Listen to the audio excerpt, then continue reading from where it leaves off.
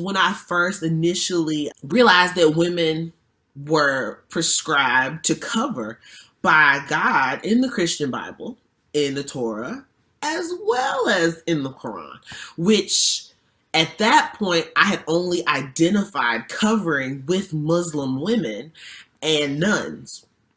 I figured didn't nobody else cover their hair, you know what I mean? But I saw it as plain as day. So I had already, being an African American woman and being what some would classify as like Afrocentric or woke, before that was a thing. I used to do African dance and all of that. Like, I am very proud to be a Black woman and the legacy that entails. So I had already been doing, like, you know, the Erykah Badu, Alicia Keys type, you know, Jill Scott, India.Arie, like that was my vibe, that was my style already.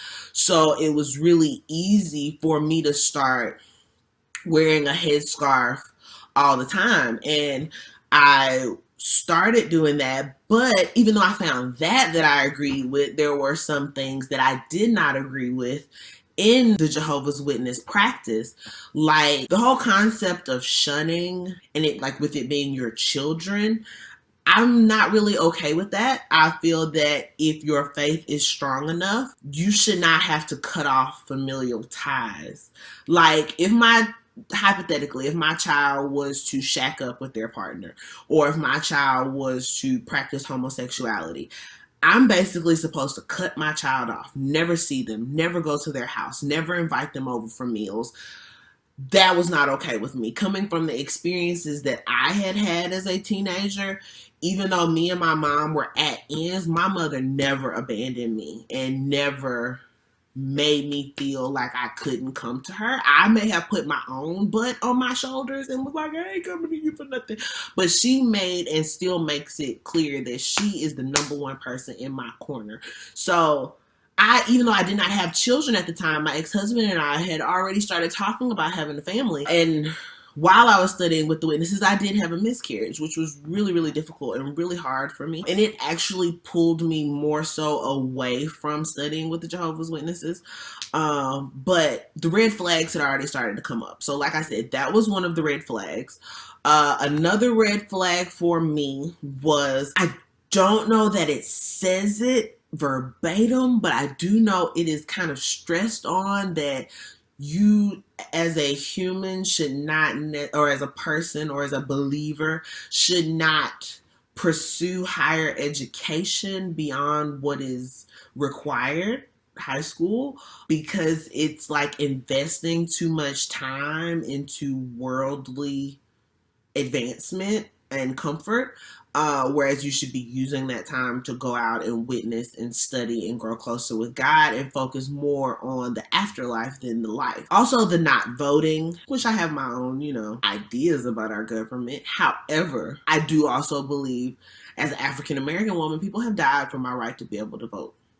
Being Black and being a woman, and also being from Mississippi, with my mother being an older woman. She was born in the 50s. And so I couldn't wrap my head around giving up my voice. I feel like if you don't vote, you don't have a right to complain. You know what I mean? You can, but if you're not even taking the steps that are given to you, whether they work or not, if you're not even taking that step to try to change things, then all the other stuff you do is just kind of irrelevant in my book. So I did not agree with that. I did not really enjoy going out and going door to door and witnessing because they kind of push you into it before you're comfortable with the amount of studying that you've done. So I didn't feel that I had studied enough or was in a place of knowledge enough to really be telling people that this was the way that they needed to go.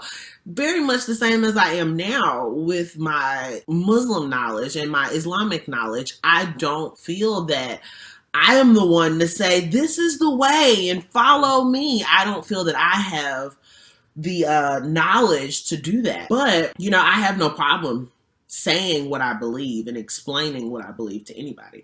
And there's a difference in sitting here and just telling you my story and coming up to your house and telling you that what you believe is wrong. There's a difference, So I wasn't comfortable with that. And then the more I was actually studying, I was seeing how much emphasis was put on the fact that Eve gave the apple to Adam.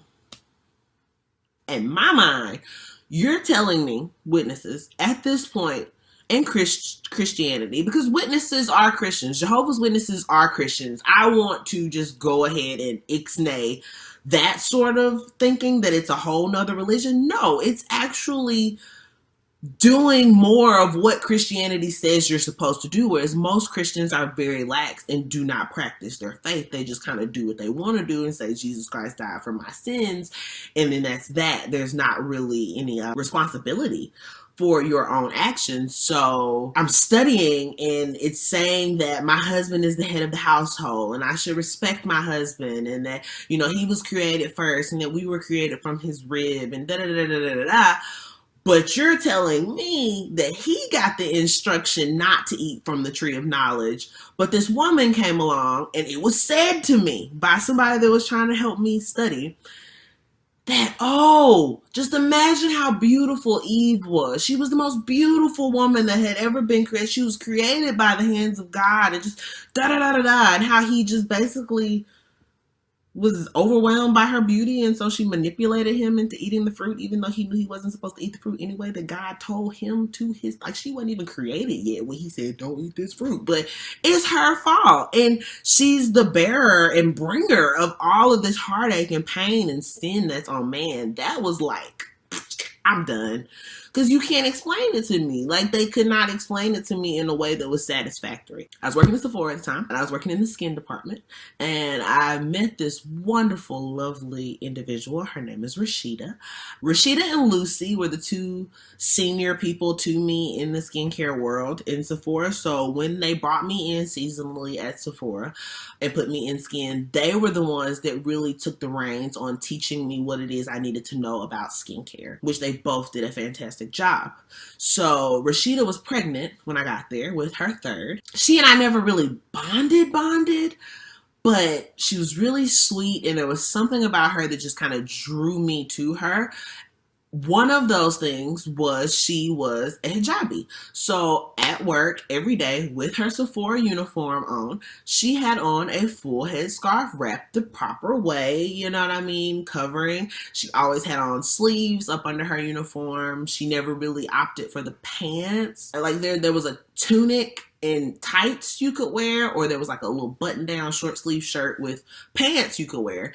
But Rashida always would wear the pants with the tunic so that she was properly covered. I just always admired that, and I always thought it was beautiful. So when Rashida left for maternity leave, she was gone for a really long time, and something in me was just like, you need to reach out to her. You need to reach out to her. You need to call her, make sure she's okay, make sure the baby's okay, see if she needs anything. And so I did that. Rashida was very grateful to have somebody to reach out to her, because she was stuck at the house with 3 kids at this point. If you are a mother, especially if you are a stay-at-home mom or partially stay-at-home mom, like you only work part-time, which was the case for her, you tend to go stir crazy just talking to little people. Like you want to have a conversation with somebody that can use more than 2 syllables. Just saying, it gets a little, it irritates you. But, not saying that you don't enjoy the ability to be at home and raise your children. It's just you still want to have adult conversations. So she invited me over. We had a good time. She's Middle Eastern. She's Yemenese. So this was like my first Middle Eastern interaction aside from Muslim.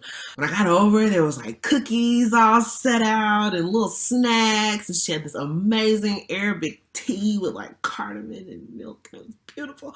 But we just talked for hours. I did not have a child at the time, so I did not have to rush home, and my husband knew where I was and all of that, and it was no big deal for me to be out. And so we talked for hours and hours, and at first, we were talking about like really the similarities between Middle Eastern culture, like her having all those snacks and things out for us to partake in, and African American culture, which is very similar. If you go to anybody, any black person's house, whether it be Forsyth, Georgia, where my family lives in Georgia, or Kosciuszko, Mississippi, or Clinton, Mississippi, or, you know, out down in D-Lo and stuff like that. Like,